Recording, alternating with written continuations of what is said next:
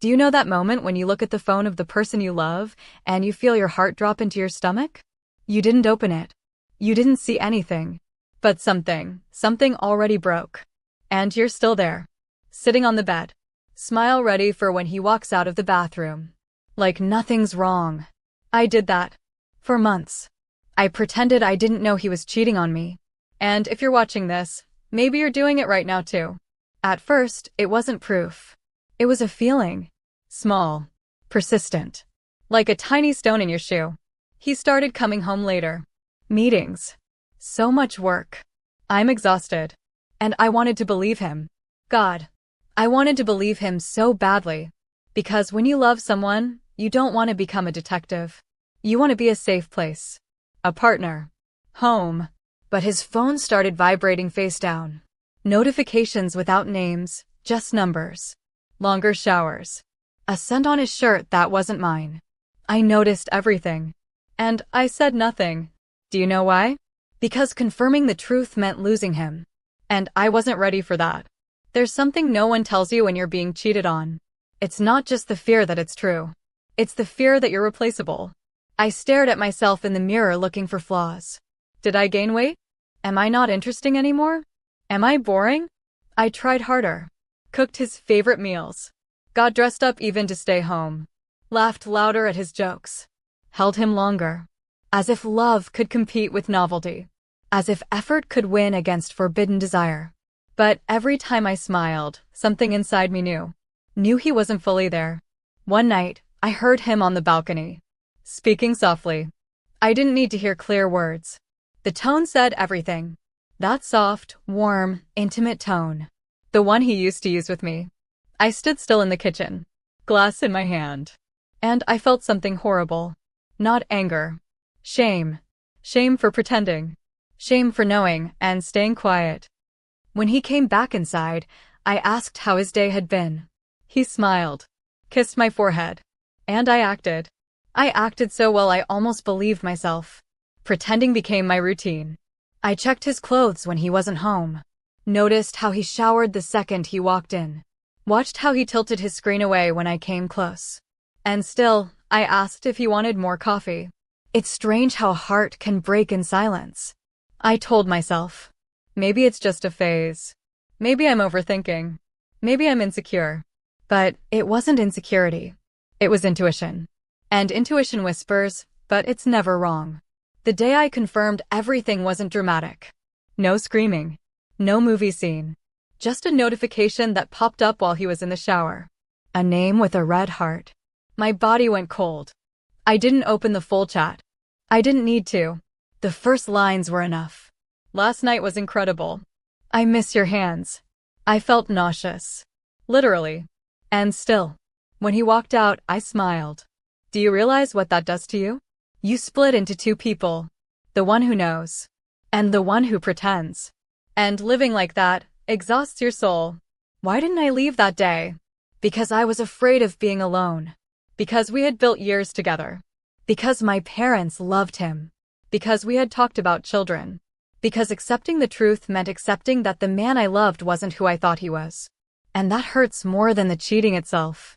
It hurts to realize you were in love with a version that didn't exist. There was a moment that changed everything. It wasn't another message. It wasn't another lie. It was seeing myself. I was sitting on the bathroom floor, crying quietly so he wouldn't hear me. I looked at my reflection. Swollen eyes. Pale face. And I thought, when did I become this woman who accepts crumbs? That broke me more than his betrayal. Because the betrayal didn't just come from him. It came from me too. I betrayed myself by staying silent. That night, I didn't scream. I asked him directly. No drama. No tears. Are you seeing someone else? His face changed. Just for a second. But I saw it. He denied it. Then hesitated. Then sat down. And finally said, it didn't mean anything. That phrase. That damn phrase. As if pain could be measured by meaning. As if my heart were disposable. It didn't mean anything, he repeated. Maybe not to him. To me, it meant everything. It meant nights of anxiety. It meant feeling not enough. It meant losing trust. It meant understanding that while I was protecting the relationship, he was sharing it. It wasn't an explosion. It was a slow collapse. I packed a small suitcase. Just the essentials. He cried. Asked for another chance. Promised to change. And maybe I could have stayed. But something inside me was already dead. Love doesn't disappear all at once. It wears down. It cracks. And when you finally leave, you actually left months ago. If you're watching this and pretending you don't know, I understand you. I know it hurts. I know it's scary. I know you'd rather hold on to a lie than face the emptiness. But let me tell you something I learned too late. Staying silent doesn't protect you. It only prolongs the wound. Every day you pretend, you lose a little more of yourself. You shrink. You doubt yourself more. You become dependent. And you were not born to live like that. Not everyone who cheats is a monster. But everyone who cheats makes a conscious choice. It wasn't an accident. It wasn't just something that happened.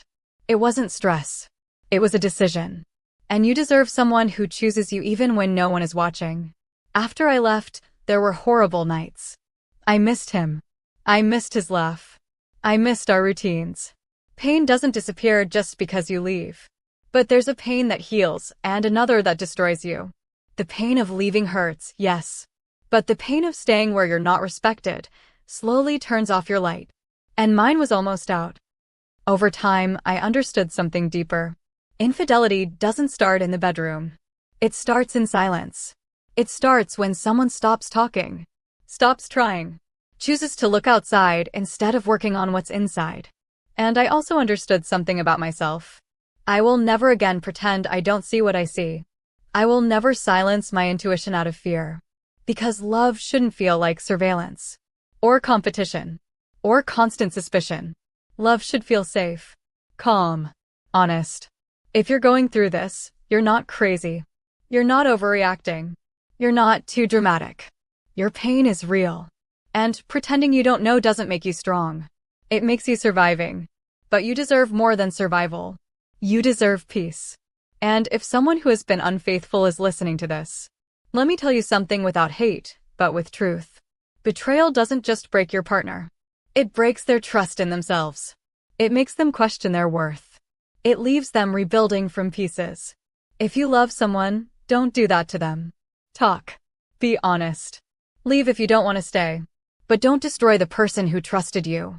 Because some wounds take years to close. Today, I'm okay.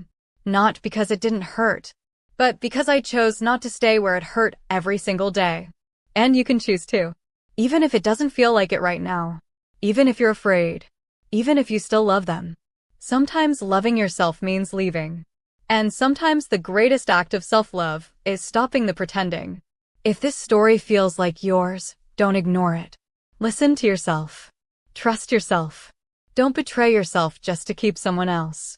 Because the person who truly loves you will never put you in a position where you have to pretend you don't know they're breaking your heart. And believe me, the peace that comes after letting go is worth more than any lie you are holding on to. Don't cheat. And if you're being cheated on, don't cheat yourself too.